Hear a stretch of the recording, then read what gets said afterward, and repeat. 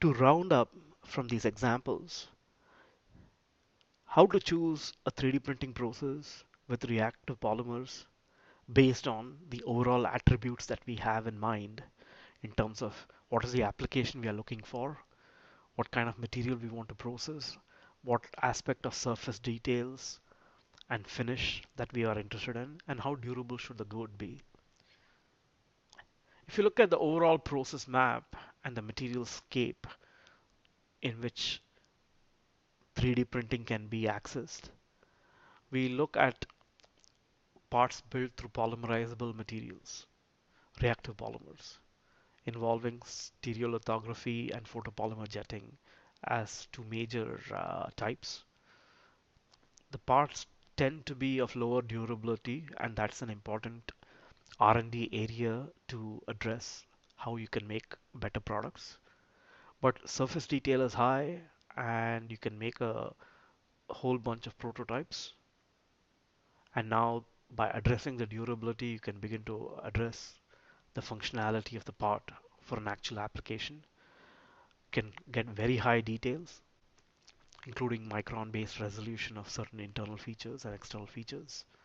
And so let us look through the rest of module 2 in terms of the materials that are processed using reactive polymers for 3D printing. To summarize, we looked at not only the traditional processes for reactive polymers, but an overview of AM processing methods itself based on stereolithography, photopolymer jetting, binder jetting, which is an indirect route to access metals and ceramics. We learn more about other ways to create metal and ceramic structures in modules 3 and 4 respectively. Finally, we looked at clip as a process, which is a variant of stereolithography that allows to cut down build times by a couple of orders of magnitude. We looked at the relative advantages and disadvantages of reactive polymer systems. One major advantage being surface detail and being able to tailor properties over a wide range of windows. But one of the major disadvantages being the fact that the stability of those mechanical properties over time can be an issue.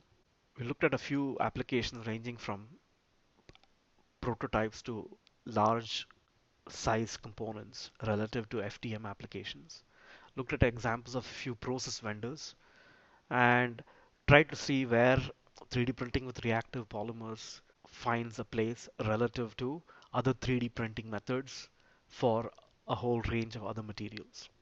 Building off from this, the next class will look at research articles on acrylates, how materials are developed for 3D printing using these systems.